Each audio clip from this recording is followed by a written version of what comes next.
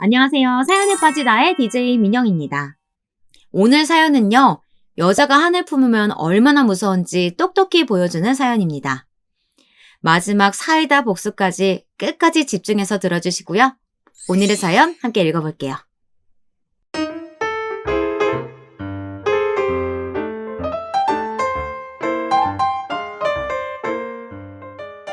안녕하세요. 결혼한 지도 벌써 10년이 된 40대 평범한 유부녀입니다. 주변에 결혼한 지 10년 정도 됐다고 말하면 다들 당연하게 아이는 몇이냐, 몇 살이냐라고 묻는데 저는 그럴 때마다 그냥 씁쓸한 듯 웃으며 대답을 회피하곤 합니다. 그러고 나면 그냥 다들 속으로 애가 없나 보네, 안 생기나 보다라고 생각하며 더는 묻지 않으니까요. 오히려 그게 편하더라고요. 저는 아이를 참 좋아해요. 사실 지금도 아이를 너무 낳고 싶어요. 그래서 병원에 가서 검사란 검사도 다 해보고 시험관 시술도 여러 번 해봤는데 한 번도 임신에 성공한 적이 없었습니다. 지난 10년 동안 임신을 위해 쉬지 않고 병원을 다니며 노력해봐도 자꾸만 실패만 거듭했습니다. 다른 사람들에게는 너무 당연하고 쉬운 일이 저희 부부에게만 왜 이토록 어려운 것인지 하늘이 다 원망스럽더군요. 내일 병원 가는 날인 거 알지? 오늘 시공 끝나고 기사님들이랑 절대 술 마시면 안 돼? 기억하지? 저번에도 당신이 술 먹고 와서 병원 못 갔었잖아. 회식 때마다 매번 병원 가는 날이라고 술자리에서 빼는 것도 이제 민망해. 다들 자꾸 물어보는데 매번 임신 안 됐다고 얘기하는 것도 쪽팔리고. 우리 이제 그만 좀 하면 안 돼? 그럼 아이 갖는 걸 포기하자는 거야? 남편은 슬슬 이제 포기하자는 시기였습니다. 10년이면 할 만큼 한 거라면서요. 물론 남편의 마음도 이해하지 못한 건 아닙니다. 저도 결혼하고 신혼 때는 당연히 자연스레 아이가 생기겠거니 했는데 이게 생각보다 길어지면서 3년이 넘어가자 은근 걱정이 되더군요.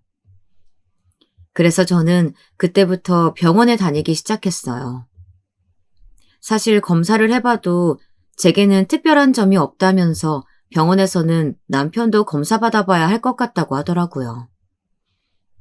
요즘은 남편 쪽에 문제가 있는 경우가 더 많은데 그게 오히려 치료 방법이 간단해서 치료만 하면 자연 임신이 쉽게 된다고요. 저는 그날 바로 남편에게 이야기했습니다. 함께 병원에 가보자고요. 그런데 남편은 뭐하러 그런 검사까지 하냐며 아직 이르다면서 자신은 문제 없으니 차차 생길 거라고 했습니다. 마음이 급한 건 저뿐인 것 같았어요. 그렇게 저는 하루라도 빨리 임신이 됐으면 하는 마음만 가지고 말 그대로 허송세월을 보냈습니다. 그러는 사이 금방 6, 7년이 흘렀더라고요. 더는 이대로 있을 수 없어서 저는 검사할 생각이 없다는 남편에게 화도 내고 달래도 보아서 결국은 병원에 데려갔어요. 그러자 의사선생님 말씀이 남편의 정자가 일반 남성들의 정자보다 조금 수도 모자라고 활발하지 않아서 자연 임신이 힘들 수도 있겠다고 말씀하시더라고요. 저는 그제야 마음이 편해졌습니다. 제가 아니라 남편에게 문제가 있어서 마음이 편해진 것이 아니라 원인을 알았으니 이제 치료만 하면 충분히 아이를 가질 수 있었으니까요. 만약 치료 후에도 임신이 되지 않으면 시험관 시술 같은 것도 해봐야 한다고 하니 남편도 그제야 좀 불안해지는지 병원에서 시키는 대로 고분고분 말을 잘 들었어요. 그렇게 지낸 것이 10년이었습니다. 저희 부부는 시험관 시술까지 여러 번 시도했지만 성공을 하지 못했죠. 사실 이런 생활도 10년 가까이 되다 보니 저도 더는 남편에게 강요할 수는 없겠더라고요. 그렇게 지내다 보니 언젠가부터 부부 사이도 점점 시들해졌습니다. 저는 점점 더 외로워져 갔죠. 저는 사실 6남매 중에 막내예요. 거기다가 부모님께서 40이 훨씬 넘은 나이에 낳은 늦둥이였죠. 제가 20살이 되기도 전에 이미 아버지는 돌아가셨고 어머니도 제가 결혼하기 전에 돌아가셨어요. 아버님이 돌아가시기 전 그래도 터울이 긴 형제들은 다들 결혼하고 집을 나갔는데 그때 어머니는 어차피 앞으로 다들 시집 장가 가고 나면 큰 집이 뭐가 필요하겠냐면서 집을 팔아서 형제들을 다 결혼시키셨어요. 그래서 저는 어머님이 돌아가실 때까지 이 달동네에서 방 2개짜리 월세방을 얻어 살고 있었습니다. 그래서 어머님이 돌아가신 이후에는 저 혼자 이 집에 살고 있었어요. 그러던 어느 날이었어요. 어머님은 돌아가시기 직전까지도 혼자 남을 제가 걱정되셨는지 이모를 불러 바쁘더라도 저를 한 번씩 들여다봐 달라고 부탁하신 것 같았죠.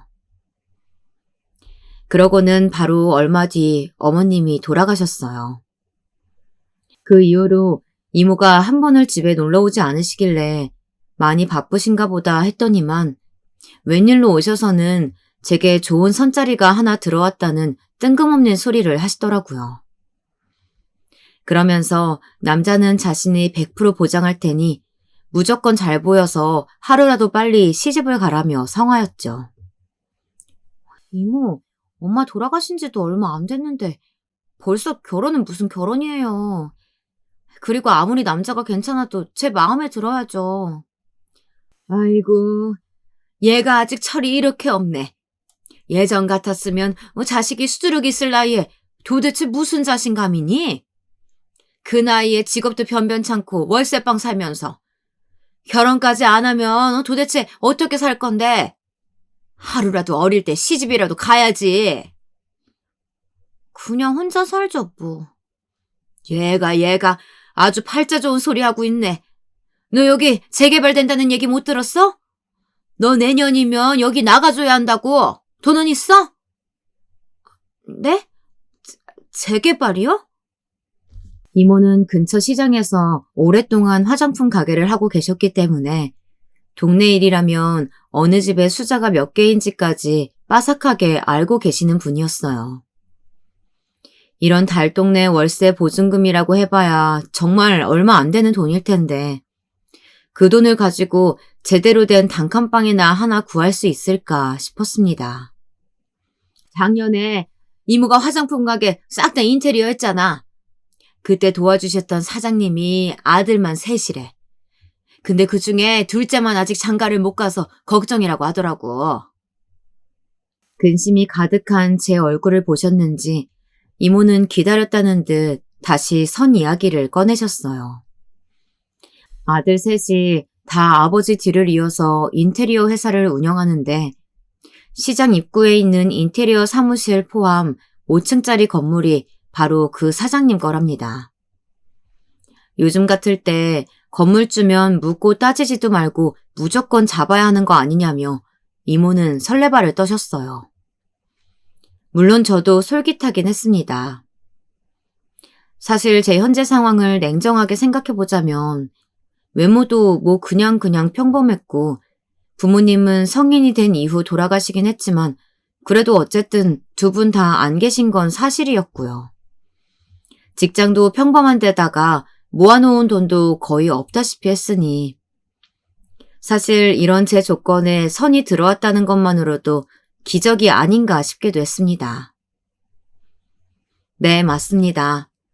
바로 이모가 주선해준 그 선자리에서 만난 인테리어집 건물주 아들이 바로 지금의 제 남편입니다. 처음 선자리에서 만난 남편의 첫인상은 그냥 너무 촌스러웠어요. 물론 제가 살던 동네가 지방에서도 한참 들어간 시골이긴 했지만 아무리 그래도 이제 30을 갓 넘긴 나이에 2대8 가르마는 너무하다 싶었죠. 거기다 덩치도 무지 크더라고요.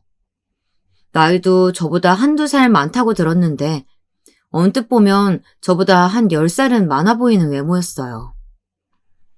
그래도 경제력도 좀 있고 인상도 순박해 보이는 게 남편감으로는 딱이다 싶었습니다.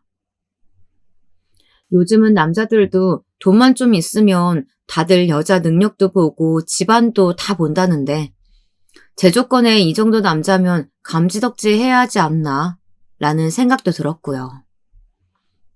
그 이후로 몇 번 데이트나 좀 한 것 같은데요.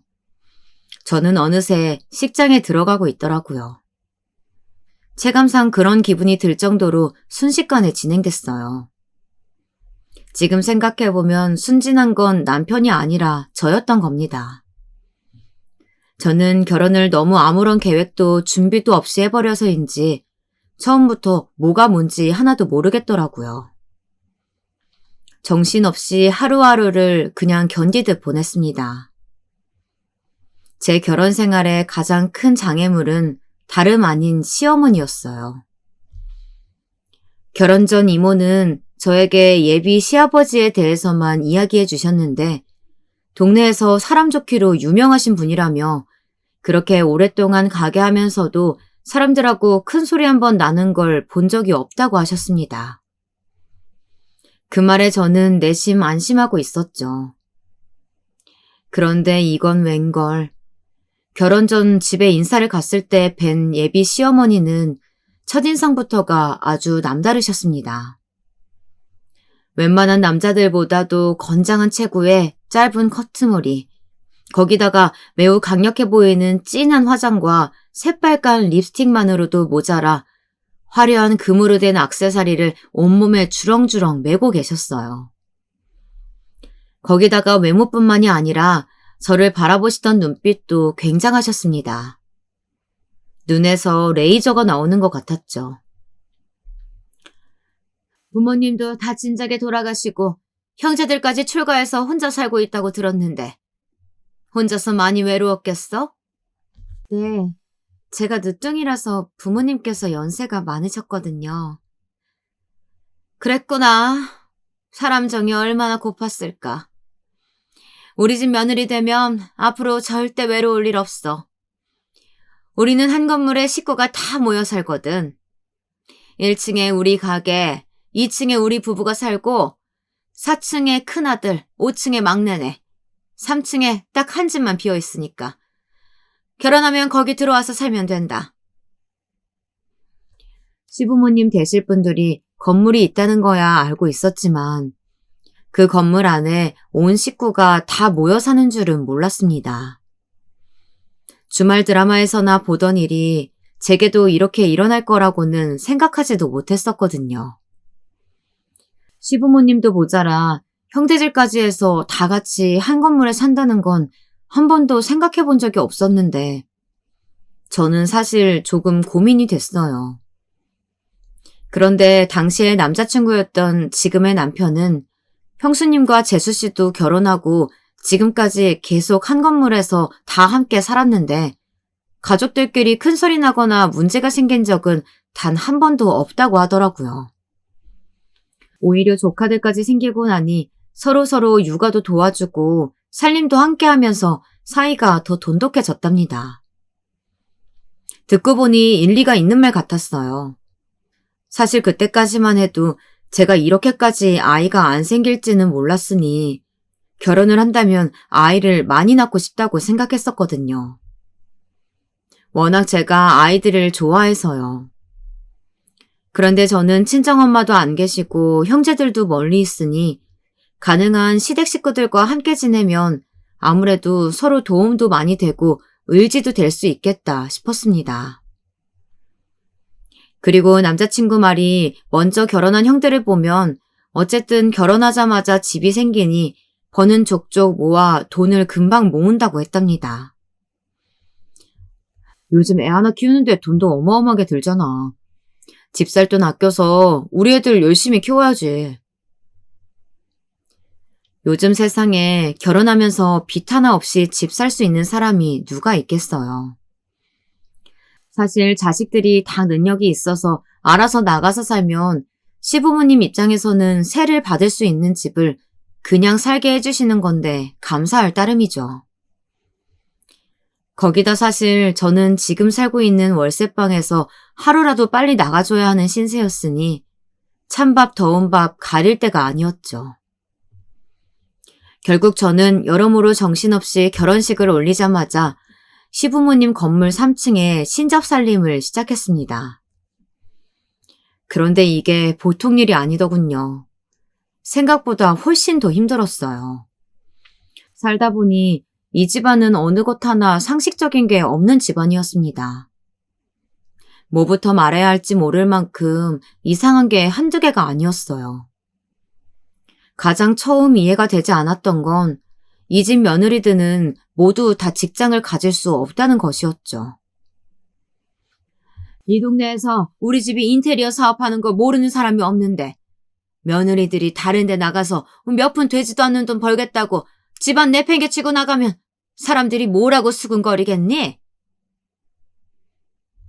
당연히 말도 안 되는 소리라고 생각했지만 이 정도야 평생 시골 동네에서 살아오신 옛날 분들이셨으니 그러려니 했습니다.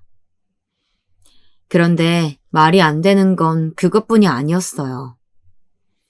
저희 동서들끼리는 시어머니를 여왕벌이라고 불렀습니다. 아주 찰떡인 별명인 게 시어머니는 이 집안에서 아들 셋과 시아버지까지 포함 모두를 호령하는 왕이나 다름없었습니다. 아들들에게도 얄짤이라고는 없는 게 아들 셋을 교묘하게 비교하며 경쟁하도록 만들었어요. 아무래도 당신이 가진 재산이 있으시니 그걸 가지고 저울질하며 자라는 자식에게 좀 더 나눠주겠다는 식이셨죠. 그런 식이셨으니 당연히 며느리들 서열은 아주 밑바닥이었습니다. 저도 처음엔 이 시골에 건물 하나 있다고 뭘 그렇게 유난을 떨면서 무슨 뉴스에 나오는 재벌 사모님처럼 굴까 싶었는데 알고 보니 저희 시부모님 소유의 건물은 우리가 살고 있던 건물 하나뿐만이 아니더라고요. 예전에 제가 아가씨 시절 다니던 직장 근처가 이 동네에서는 그나마 가장 번화한 동네였는데 그곳에도 8층짜리 건물이 있으시다더라고요.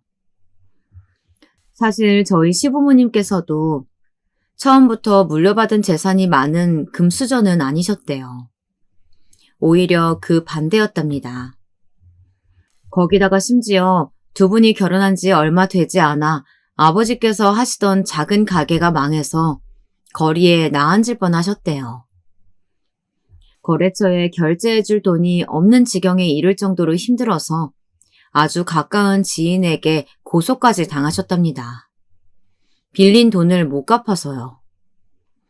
그때 빚쟁이들에게 쫓겨다니던 아버지를 대신해 어머니께서 나서셔서 혼자 도배일을 배우러 다니셨답니다. 그때만 해도 도배라는 게 남자들이나 하던 일이었는데요. 이제 결혼한 지 얼마 안 된 새댁이 꿋꿋하게 따라다니며 기술을 배워 몇 년 동안 여기저기 도배일을 다니셨대요. 그 사이 아들들도 연달아 셋을 낳으시고요.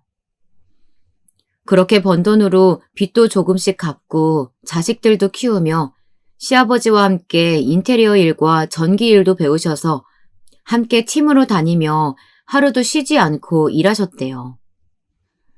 그 사이 세 아들은 학교도 외가댁에서 다니며 외할머니 손에 크느라 부모님의 사랑은 제대로 받지 못하고 컸지만 그래도 그 덕에 지금까지 자식들에게 기술도 물려주고 돈 걱정도 안 하게 살게 해줬으니 그게 오히려 잘한 일이라며 시어머님은 미담처럼 이야기하곤 하셨습니다.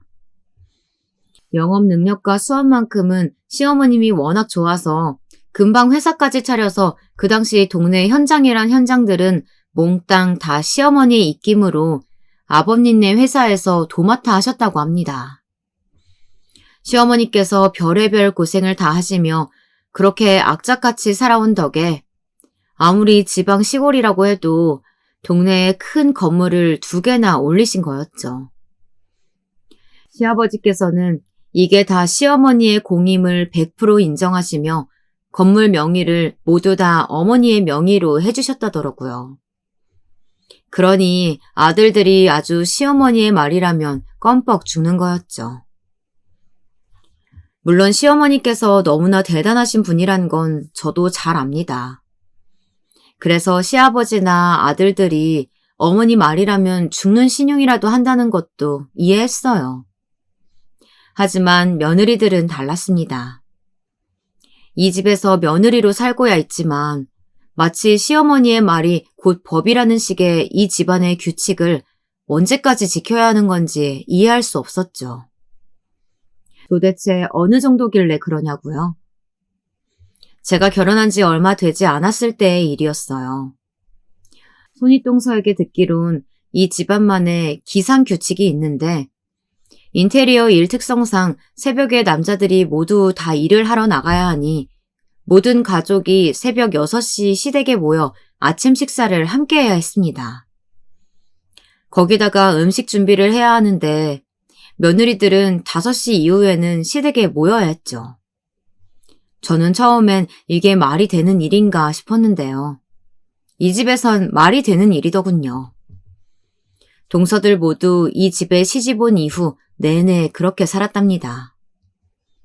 심지어 손윗동서는 아이를 낳은 지 일주일 딱 되자마자 시어머니께서 내려오라고 하셨다네요. 자는 아이까지 둘러엎고 말이죠. 우리라고 이게 좋아서 하겠어? 처음엔 나도 너무 힘들어서 꼭 이렇게까지 해야 하냐고 대든 적도 있지. 아휴, 근데 말 한 번 잘못했다가 2시간을 끌려가서 호통을 들었다니까. 2시간이요? 호통을 어떻게 치시길래 2시간 동안 혼나요? 말도 마. 그 무서운 얼굴로 소리를 버럭버럭 지르시는데 나 진짜 눈물이 찔끔 나왔다니까. 손윗동서의 말에 의하면 단순한 잔소리 정도가 아니랍니다. 굉장히 구체적으로 호통을 치시는데 그게 아주 치사하고 서럽답니다. 시어머니가 매일 들고 다니시는 커다란 수첩이 하나 있는데요. 그게 바로 이 집안 가계부라고 하더라고요. 시부모님이 운영하시는 인테리어 사무실과 시내의 조명 인테리어 가게 2군데 격리일을 지난 40년 동안 모두 다 시어머니께서 직접 해오셨어요. 그래서 셈이 아주 빠르신 분이었죠. 저희 며느리들은 모두 다 일하지 않는 전업주부들이었고 남편들은 모두 다 시부모님이 운영하시는 회사 직원이다 보니 시어머니께서 한 달에 월급을 주시고 그 외에 며느리들에게 생활비를 조금씩 주셨는데요. 사실 그게 단순한 생활비가 아니라 며느리들의 살림을 감시하기 위한 수단이었던 거죠. 며느리들에게 항상 돈을 쓸 때마다 받은 영수증을 모아두라고 하셨어요. 장본 내역까지 일일이 꼼꼼하게 확인하셨죠. 그러니까 결국 시어머니께서 들고 다니시던 그 가계부 안에는 일 관련 영수증뿐만 아니라 이 집에 사는 며느리들마다 어떻게 살림을 하고 있는지 상세하게 정리된 생활비, 공과금, 그리고 손주들에게 들어가는 교육비까지 아주 상세하게 수기로 정리해둔 가계부였던 겁니다. 양파, 마늘, 이런 것들은 우리 집에 잔뜩 있는 거 알면서 도대체 왜 돈을 주고 또 사는 거야? 올라가는 길에 들려서 가져가면 될걸. 너는 남편이 새벽부터 힘들게 벌어다 준 돈으로 이렇게 아무 생각 없이 써도 되는 거니? 며느리가 조금만 마음에 들지 않으면 따로 불러 그 가계부 책을 열어 하나하나 꼬투리를 잡았다네요. 밥값도 못하는 게 집에 널리고 널린 게 커피인데 돈 주고 사 마셨어? 아이고, 날씨 좀 좋아졌다고 아주 코에 바람이 잔뜩 들어갔나 봐? 어쭈, 여성복 매장에서 봄옷도 샀네? 너는 네 남편이 맨날 작업복만 입고 일하는 게 안쓰럽지도 않니? 항상 며느리가 쓴 돈은 다 쓸데없는 돈이라고 생각하며 어디 여자가 남편이 힘들게 벌어온 돈을 그렇게 허투루 쓰냐는 식이었대요. 그렇게 며느리들이 쓰는 돈이 아까우면 나가서 돈이라도 벌게 해주시면 되잖아요. 도대체 왜 일을 못하게 하시면서 돈 가지고 치사하게 구시는 거예요? 저는 이해가 되질 않아 손윗동서에게 답답하다는 듯 이야기했습니다. 그러자 동서 말이 더 충격적이더군요. 뜬금없이 제게도 부모님 두 분이 다 돌아가시지 않았냐고 묻더라고요. 그래서 저는 그렇다고 했습니다.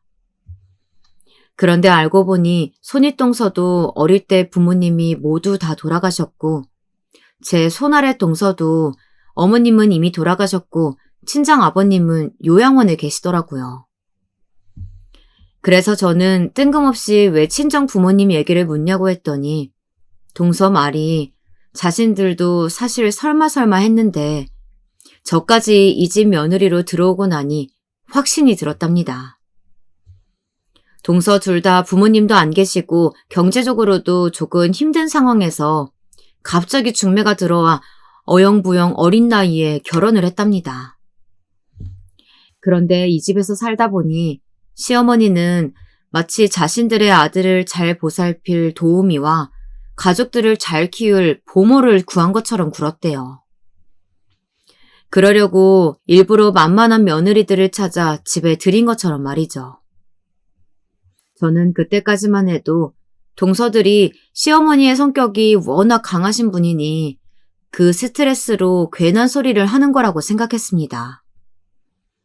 물론 시어머니가 보통 분이 아니시기는 했지만 그렇다고 일부러 친정부모도 없는 가난한 여자들만 데려다 며느리로 삼는 건 아무리 생각해도 말이 되질 않는다고 생각했거든요.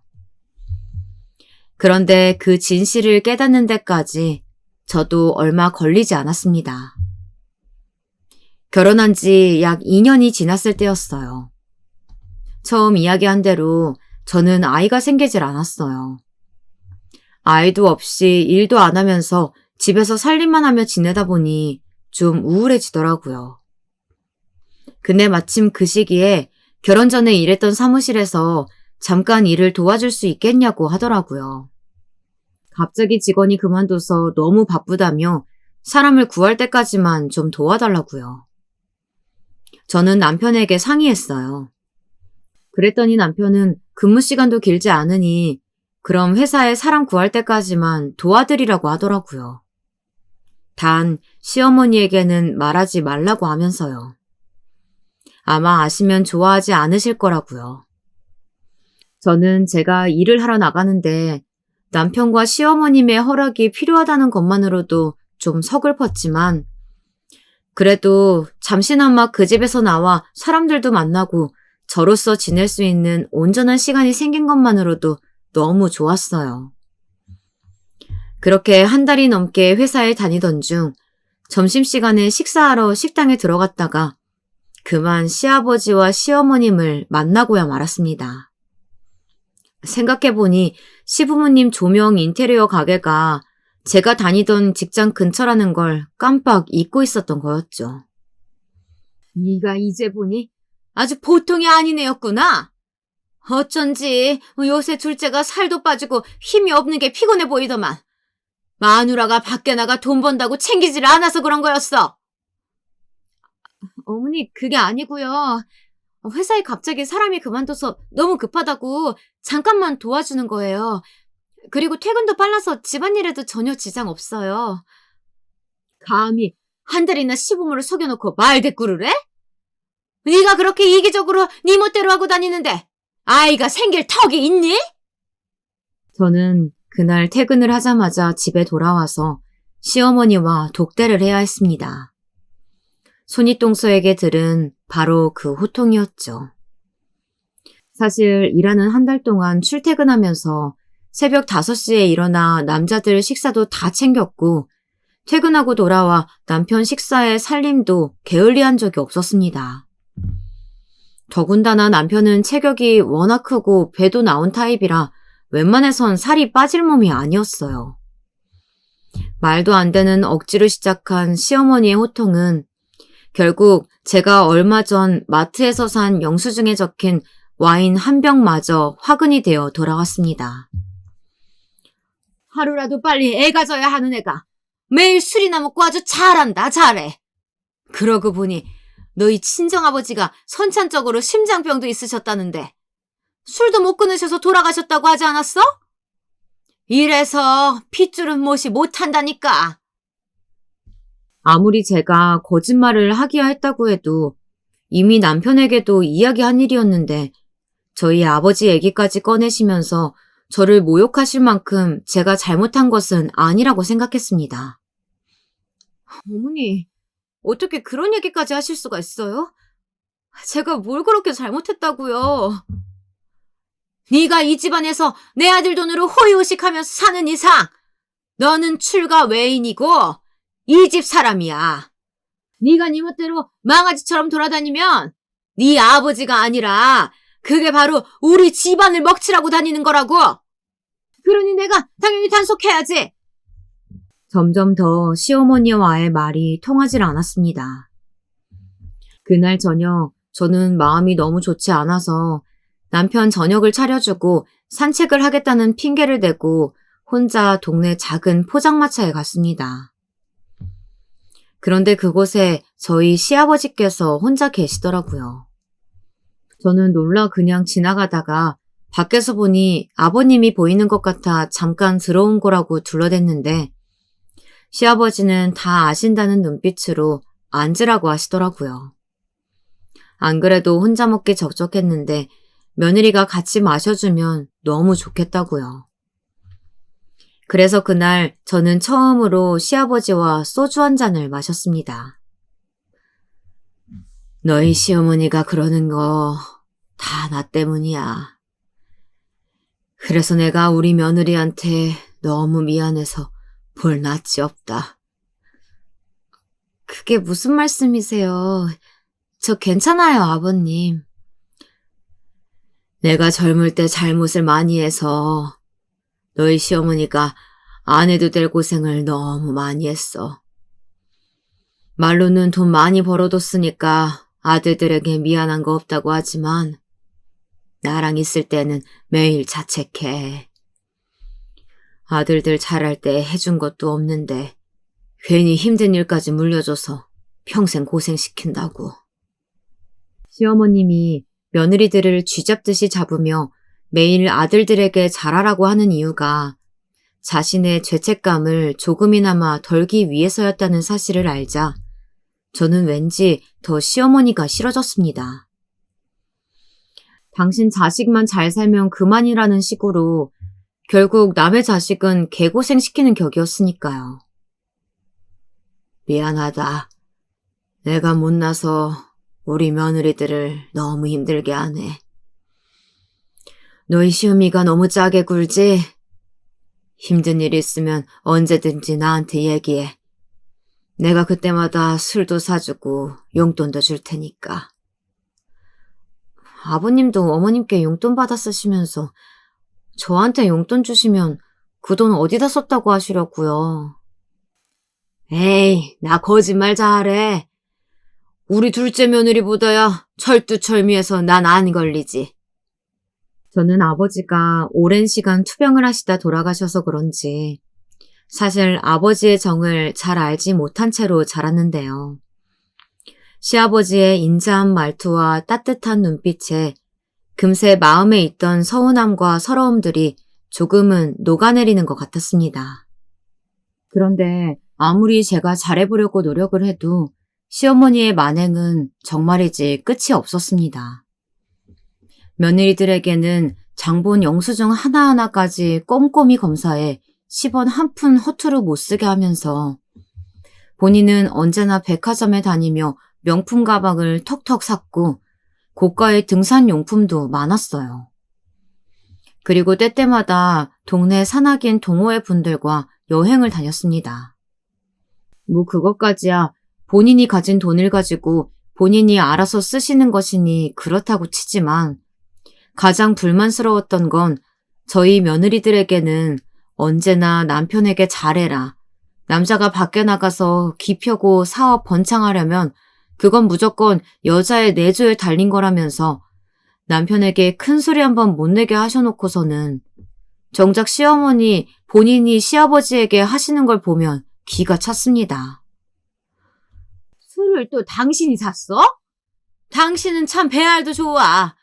그 친구들이 옛날 우리 힘들 때는 돈 한 번 안 빌려주고 거들떠도 안 보다가 우리가 이제 좀 살만하게 보이니까 너 자꾸만 들러붙어서 뭐 좀 떨어지는 거 없나? 그러면서 노리는 놈들인데 매일 그렇게 술을 사주고 싶어?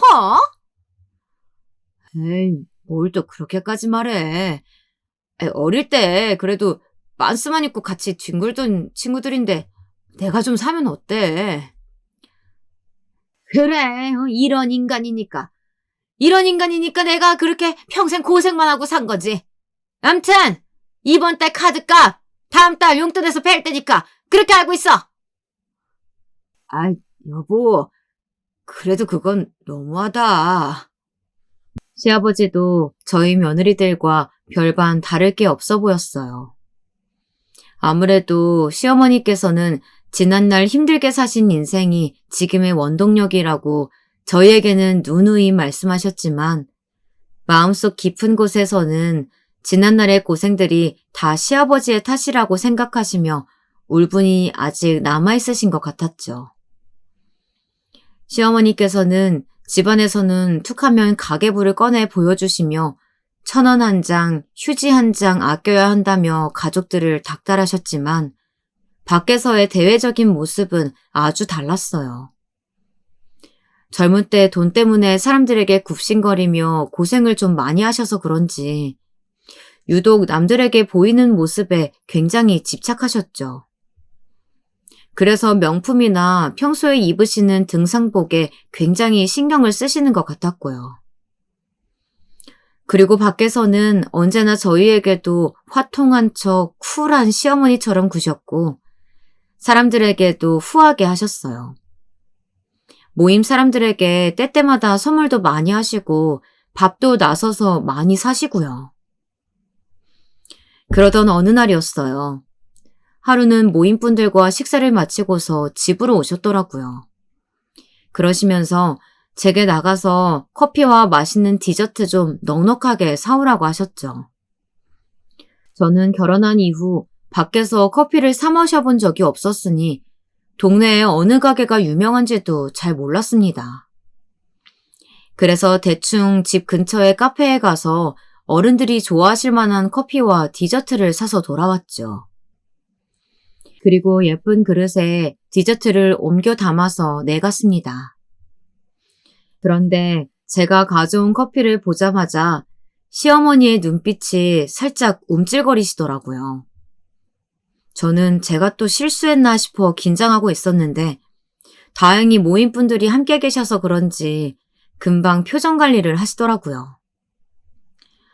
어머, 우리 며느리가 이렇게 알뜰해. 내가 커피는 무조건 스타벅스 사 마시라고 해도 항상 이렇게 알아서 알뜰하게 저렴한 곳을 이용한다니까. 그래도 이왕 사온 거니까 드셔보세요. 그래도 여기 마카롱이 가격에 비해 괜찮아. 어머, 이게 마카롱이구나. 나 처음 먹어보네. 왔다 갔다 고생했다, 우리 며느리. 그만 올라가서 쉬어. 잘 먹을게. 네, 그럼 좋은 시간 보내세요. 그날 저녁 어머님은 산악회 모임분들이 돌아가시자마자 저를 부르셨습니다. 제가 정말이지 센스라고는 없는 애라면서 다음부터는 무조건 스타벅스에서 사오라고 하셨습니다. 그런 것까지 일일이 가르쳐야 하냐고 소리를 지르시더라고요. 저는 당연히 속으로야 이런 소리까지 들어야 하나라고 생각했지만 그냥 대충 제가 생각이 짧았다고 죄송하다고 말씀드렸습니다. 평소 산악회 모임분들 앞에서는 항상 돈 있는 척 허세를 부리신다는 걸 제가 깜빡했으니까요. 그래도 그날은 비교적 잔소리가 빨리 끝났습니다. 물론 그것도 산악회 분들의 갖은 험담을 늘어놓아야 해서였지만요. 어이구, 그 옆에 얘는 첫째 아들도 돌잔치를 둘째까지 하더니만 딸까지 돌잔치를 하겠다는 건 좀 억지 아니니? 그러게요. 요즘 젊은 부모들은 주변에 민폐라고 둘째는 다들 가족끼리만 한다고 하던데. 그러니까 나는 아들 셋이나 있는데도 너 때문에 다 받아먹지도 못하고 이게 뭐니? 남들은 둘째, 셋째, 손주까지 나와서 돌잔치 하는 판에 우리 둘째 아들은 마흔을 바라보고 있는데도 아직 첫째도 하나 없으니. 저는 시어머니의 말에 괜히 맞장구 치려다 오히려 된통 싫은 소리만 들었습니다. 사실 그때부터였습니다. 제가 본격적으로 어떻게든 아이를 갖기 위해 병원을 다니기 시작한 게 말이죠. 손윗동서에게는 아들 하나, 딸 하나가 있었고 손 아랫동서에게는 아들 하나, 그리고 임신 중인 둘째가 있었습니다. 그러다 보니 시어머니의 눈엔 저는 이 집에서 골칫덩이였죠. 사실 지난 10년 동안 시어머니에게 받은 스트레스는 말로 다 표현하지 못할 정도였습니다. 시어머니는 너무도 당연하게 제게 문제가 있다고 생각하셨어요. 제가 아무리 병원에 다녀와 의사선생님께 들은 이야기를 해드려도 소용이 없었죠. 완전 벽에다 대고 이야기하는 것 같았습니다. 우리 아들은 어마어마하게 건강 생각해서 의사가 시키는데도 꼬박꼬박 밤일만 잘하는데 무슨 문제가 있겠어? 당연히 네 자궁이 시원찮은 거지. 어머니, 꼭 문제가 있는 게 아니어도 요즘은 환경적인 이유로 아이가 안 생기는 경우도 많아요. 그리고 의사 선생님 말씀이 신랑이 나이도 있고 비만기가 있어서 정자수가 일반 남자들보다 많이 적고 움직임도 적대요. 그래서 운동도 좀 하고 술도 좀 줄여야 한다고 하더라고요. 너 지금 뭐라고 했어? 뭐? 비만?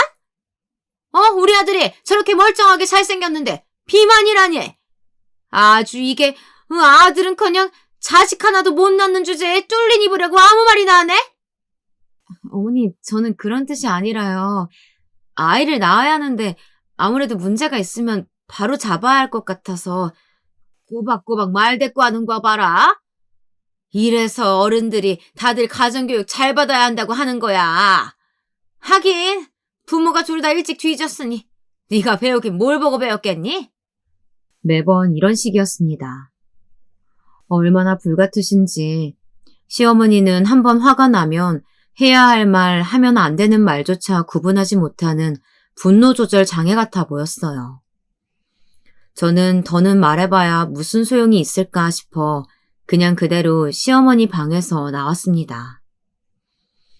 그리고 집으로 돌아와 몇 시간을 울었는지 몰라요. 저는 도대체 무엇을 위해 이곳에 존재하는 사람인지 모르겠더군요.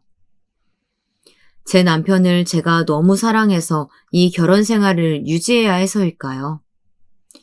하지만 아무리 생각해봐도 이런 일까지 참을 정도로 남편을 사랑하는 것 같지는 않았습니다. 그리고 남들처럼 토끼 같은 자식이라도 있어서 참고 사는 것도 아니었고요. 저도 제가 답답했습니다. 하지만 어쩌겠어요. 벌써 결혼한 지 10년이나 흘렀는데 제가 이 집을 벗어나 어디 가서 뭘 해먹고 살지 전혀 답이 없었거든요. 그날은 너무 울적해서 동서들에게라도 가볼까 했지만 다들 아이들 보느라 바쁠 텐데 오히려 그 모습을 보고 있으면 더 우울해질 것 같아 그만두기로 했습니다. 그리고는 오랜만에 시장에 갔다가 이모 가게에 들렸습니다. 저를 이 집안에 밀어넣은 장본인이라 사실 이모가 미워서 한동안 가보지 못했었거든요. 그런데 카운터에 이모가 안 보여서 가게 안쪽으로 들어갔더니 말도 안 되는 일이 벌어지고 있더라고요. 다름 아닌 커튼 안쪽에서 제 귀에 너무나도 익숙한 시어머니의 목소리가 들리는 게 아니겠어요? 부모가 둘 다 일찍 죽었다길래 안쓰러워서 걷어줬더니만 애가 아주 대바라진 게 싸가지가 없어. 무슨 말만 하면 지 잘났다고 꼬박꼬박 말대꾸 한다니까? 이래서 내가 대학물 먹은 애는 싫다고 한 거야. 여자애가 쓸데없이 무슨 대학까지 나와서는 잘난 척이야. 아이고, 그래도 애가 인물도 좋고 낭낭낭낭해서 둘째 아드님이 아주 보자마자 좋다고 쫓아다녔잖아요. 그럼 뭐해? 없는 집 자식이라 그런가. 어려서부터 영 먹지도 못하고 컸는지 애가 안 들어서잖아, 애가. 며느리가 시집을 왔으면 떡두꺼비 같은 아들은 못 낳을 망정. 아휴, 저렇게 호송세월만 보내고 있으니. 병원 다니고 있으니까 금방 좋은 소식이 있겠죠. 조금만 기다려보세요. 10년을 기다렸는데 어떻게 더 기다려? 화장품 사장, 이거 엄연히 사기 결혼이야. 돈 받고 중매했으면 똑바로 해야지. 저는 무슨 80년대 시대극 드라마를 보고 있는 줄 알았습니다. 아무리 시골 중에도 깡시골이라고 해도 지금 같은 시대에 어떻게 저런 대화들이 오고 간단 말입니까? 거기다가 이모는 저를 중매해주고 돈까지 받았다뇨. 저런 개념 없는 분노 조절 장애 시어머니에게 말이에요. 정말 상상을 초월하는 막장 중의 막장이었습니다. 저는 이대로 있을 수만은 없었습니다. 참을 만큼 참았어요. 그리고 이제는 모든 것이 확실해졌습니다. 이 결혼은 애초부터 썩은 사과였어요. 제가 갈 곳도 없고 기댈 곳도 없어서 향긋한 사과향에 홀라당 속아 넘어가 속이 다 문드러질 정도로 썩은 것도 모르고 급한 마음에 덥석 베어 먹어버린 것이었죠. 이미 10년이라는 시간이 훌쩍 지나버렸으니 지난 날을 후회해봐야 어쩌겠습니까? 지금부터라도 썩은 사과를 잘근잘근 도려낼 방법을 생각해내면 되는 것이었죠. 저는 그날로 이 집안에서 벗어날 방법을 찾았습니다. 시어머니처럼 무식하고 되먹지 않은 노인네에게는 아주 합법적이고 영리한 방법이 필요할 것 같아 저도 오랜만에 머리 좀 썼습니다. 제가 지금까지 몰라서 당한 것만은 아니었어요. 저도 단란한 제 가족을 만들고 싶어 버텼던 것이었죠. 하지만 이젠 진짜 변해야 했습니다. 시어머니께서 매일 들고 다니시는 그 공책. 다들 가계부라고들 불렀지만 사실 저는 그게 비밀 장부라는 걸 알고 있었거든요. 제가 이래봬도 지방대라고는 해도 엄연히 경영학과를 나온 여자였어요. 인테리어 사업이라는 게 사실 거의 현금 거래가 많았습니다. 워낙 큰 금액이 거래되다 보니 세금 계산서도 잘 안 끊고 오히려 할인을 요구하는 고객들이 많으니까요. 그래서 시어머니는 아들 셋을 직원으로 등록시키고 월급은 최소로 신고해 세금을 줄인 다음 거래장부를 조작해 며느리들에게는 현금으로 생활비를 주면서 엄연히 탈세를 하고 있었어요. 이 동네에서야 다들 공공연하게 하고 있으니 얼마나 심각한 번제인지 모르고 다들 관례처럼 하는 일이었죠. 저는 시어머님 댁에 갈 때마다 장부를 하나하나 찍어서 보관했습니다. 그래도 남편의 평생 직장인데 저도 지금 당장 신고하겠다는 것은 아니었으니까요. 단지 혹시 모를 만약의 사태를 위해 증거를 가지고 있겠다는 것이었죠. 그리고 시어머니가 동서들과 제게 말도 안 되는 일로 꼬투리를 잡아 소리를 지르실 때마다 녹음을 해놨어요. 분노 조절 장애로 인한 제가 극심한 스트레스를 받고 있다는 것을 증명할 자료였으니까요. 사실 저도 자료를 모으면서 제가 왜 이렇게까지 하고 있는지 의문이 들 때도 있었습니다. 시어머니를 고소라도 하기 시작하면 제 인생은 지금까지와 많은 것이 달라질 테니까요. 당연히 그나마 지금까지 누리고 있던 최소한의 것들도 빼앗길 테고 남편과 이혼을 하게 될지도 모르는 일이었으니까요. 남편을 너무 사랑해서라기보다 그래도 저를 많이 아껴주는 사람이었고 함께 자식도 낳고 단란한 가족을 만들어보고 싶다. 그런 꿈을 꿨던 사람이기에 여러 가지로 고민이 되지 않은 것은 아니었습니다. 그리고 며느리 셋 중 저만 참지 못하고 사고를 치는 것이었으니 주변의 사람들의 시선과 반응이 겁나지 않은 것은 아니었습니다. 그리고 같은 일을 경험하고 당한 동서들마저도 저를 이해하지 못할 수도 있었으니까요. 왜 너는 유별나게 그 정도도 참지 못하냐. 다들 그렇게 산다. 라고 말하면 제가 할 말이 있을까 싶었습니다. 그렇게 여러 가지 생각들로 고민하며 얌전하게 상황을 지켜보고 있던 저에게 간신히 붙잡고 있던 이성마저 끊어지게 만든 사건이 벌어지고야 말았습니다. 그날은 아침부터 시어머니의 심기가 좋지 않으셨어요. 산악회분들과 모임이 있는 날이었는데 입고 나가려고 하셨던 등산복이 하필이면 세탁소 배달 실수로 배달이 오지 않은 거였죠. 내가 항상 전날 확인하라고 했지? 도대체 너는 할 줄 아는 게 뭐니? 애도 못 낳아, 집안일도 못해. 거기다가 시키는 일까지 매일 실수투성이해. 진짜 너만 보면 답답해서 살 수가 없다. 죄송해요. 어제 확인 다 했는데 딱 그 옷만 다른 세탁물에 껴서 빠진 것 같다고 오늘 안에 꼭 해주신다고 했어요. 오늘 안에? 지금 나가야 하는데? 오늘 안에 오면 무슨 소용이냐? 너 나가라! 아우, 네 꼴만 보면 내가 아주 천불이 난다. 아침부터 세탁물이 도착하지 않아 시어머니는 심기가 뒤틀렸는지 옷장에 있던 옷들을 바닥에 다 내팽겨치며 엉망으로 만들더니 저에게 모든 불만을 토로하셨습니다. 저도 오늘은 아침부터 몸이 좋지 않아 몸에 힘도 없고 말할 힘조차 없어서 그냥 제가 죄송하다 하고 대충 넘어가자 싶었습니다. 다행히 시어머니도 약속 시간이 다 됐는지 오늘은 그 정도만 퍼부으시고 급하게 나가시더라고요. 저는 오전 내내 옷장을 정리하고 간신히 방에 누워 있었습니다. 머리도 아프고 속도 안 좋은 게 아무래도 어제 먹은 저녁이 탈이 난 것 같았어요. 그런데 제 컨디션 같은 걸 신경 써줄 시어머니가 아니었습니다. 점심시간이 지나자마자 걸려온 전화를 받았더니 큰형님과 동서가 다들 전화를 안 받는다고 짜증을 내시더라고요. 어머니, 지금 시간이면 형님이랑 동서 다들 애들 데리러 나갔을 것 같은데요. 무슨 일 때문에 그러세요? 뭐? 그럼 집에 너밖에 없는 거야? 하필이면. 아무튼 나 지금 모임 사람들하고 집에 갈 거니까 네가 좀 나가가지고 커피하고 디저트 좀 사놔라. 알지? 꼭 스타벅스다. 스타벅스? 저는 일으켜지지 않는 몸을 간신히 일으켜 동네 스타벅스로 갔습니다. 그런데 하필이면 공사 중이라는 표지판이 붙은 채로 문이 닫혀 있더라고요.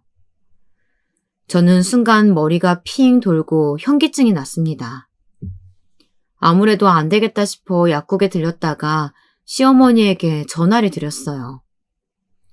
아무래도 스타벅스 커피는 사기 힘들 것 같다고 말씀드리려고요. 그런데 전화를 계속 받지 않으시더라고요. 저는 아무것도 사지 않으면 오히려 더 욕을 먹을 것 같아서 그냥 동네 커피숍에서 커피와 마카롱을 샀습니다. 그래도 모임 분들이 있으니 스타벅스가 문을 닫았다고 말하면 이해하고 넘어가 주실 것 같아서요. 그런데 일이 터지고야 말았습니다. 시어머님의 분노 조절 장애가 결국 다른 사람들 앞에서도 폭발하고 만 것이었죠. 글쎄, 제가 커피를 사서 들어가자마자 일은 벌어지고야 말았습니다. 어머니, 제가 전화 드렸었는데. 야! 이게 정말 나랑 해보자는 거야? 거실에 모임분들과 앉아 계시던 시어머니께서 제 손에 들려있던 동네 커피숍 봉투를 보자마자 제게 돌격해 달려왔습니다. 그러더니 제 말은 일절 듣지도 않으신 채 완전 눈이 돌아가서는 제 손에 들려있던 커피를 제 얼굴에 퍼부어 버리셨어요. 다행히 아이스긴 했지만 얼굴이 너무 끈적거리더라고요. 이 또라이 같은 년이, 너 지금 일부러 나 엿먹이려고 이러는 거지? 내가 스타벅스 커피 아니면 안 먹는다고 했잖아! 어머, 강 사장, 왜 그래? 며느리한테 이러면 어떡해? 아니, 이게, 내가 지금 좀 흥분하긴 했는데, 인연이, 아니, 우리 며느리가 일부러 나 놀리려고 이러는 거라니까? 강 사장, 좀 흥분했다. 이런 사람인 줄 몰랐네. 우리 그만 가볼게. 순식간에 벌어져 버린 일에 시어머니는 어쩔 줄 몰라 했습니다. 방구가 잦으면 똥이 나온다고 했던가요. 아무래도 매일같이 이 집에서 왕처럼 군림하는 게 몸에 배어있을 테니 자신도 모르게 사람들 앞에서 실체를 드러내고 만 것이었죠. 세상에서 가장 무식하고 못난 주제에 사람들 앞에서는 자수성가에 성공한 사업가 마냥 구는 것도 모자라 좋은 어머니, 좋은 아내, 좋은 시어머니인 척하는 저 분노 조절 사이코를 더는 봐줄 수가 없었습니다. 저는 이때다 싶어서 제대로 응징해줘야겠다고 생각했어요. 진짜 이 아줌마가 개념 좀 챙기시지? 저는 들고 있던 쇼핑백을 시어머니의 면상에 다 던져버렸습니다. 그러자 놀라 커진 눈으로 시어머니는 모임 사람들에게 이것 좀 보라고, 얘가 이런 애라고 소리쳤습니다. 저는 아랑곳하지 않은 채 제가 시어머니의 장부에서 찍은 사진들을 보여주기 위해 핸드폰을 들어 한 장 한 장 넘기며 보여주었습니다. 그 사진들 안에는 여기 있는 산악회분들의 남편들 혹은 자식들의 사업체나 소유하고 있는 건물들의 시공 영수증과 거래 내역이 다 들어있다고 말했어요. 그리고 할인받아 현금으로 준 내용까지 몽땅 말이죠. 여기 있는 모임 사람들이 세금이라고는 다들 한 푼도 내지 않았다는 결정적인 증거였어요. 이 사진들만 국세청에 보내도 바로 세무조사 나올 거예요. 저희 시어머니께서 세무조사 받으시면 여기 계신 분들 다 안전하실까요? 어머, 강 사장, 미쳤어! 저런 증거를 다 가지고 있었던 거야? 뭐야, 저걸로 우리 이용하기라도 하려고 한 거야? 뭐야? 아니, 다들 진정하세요. 내가 저걸 뭐에 쓰겠다고 모아뒀겠어요. 며느리가 장난치는 거라니까요? 야, 너 그거 당장 안 내놔? 아유, 내가 못 살아. 강 사장을 집안 단속으로 어떻게 하는 거야? 암튼 다 책임져. 우리 남편 가게나 아들한테까지 똥불 튀면은 가만히 안 둘 줄 알아? 다들 시어머니에게 한 소리들씩 하며 집을 나서자 시어머니께서 집안이 떠내려가라 큰 소리를 버럭 지르시더니 제게로 달려들려고 하셨습니다. 바로 그때였어요. 엄마, 지금 뭐 하는 거야? 어머님이 제 머리끄덩이를 잡으려는 순간 들어온 남편이 제 앞을 가로막으며 시어머니에게 소리를 질렀습니다. 그러자 당황한 시어머니는 제게 갖은 욕을 퍼부으며 저런 년은 맞아야 정신을 차린다며 남편에게 나오라고 소리쳤습니다. 그러고는 애도 못 낳을 쓸모없는 년이라고 하며 저를 소박 놓겠다 소리를 지르셨죠. 네, 걱정 마세요. 저도 안 그래도 어머님 때문에 어머니의 그 잘난 아들이랑 이혼할 거니까요. 여보, 이혼이라니?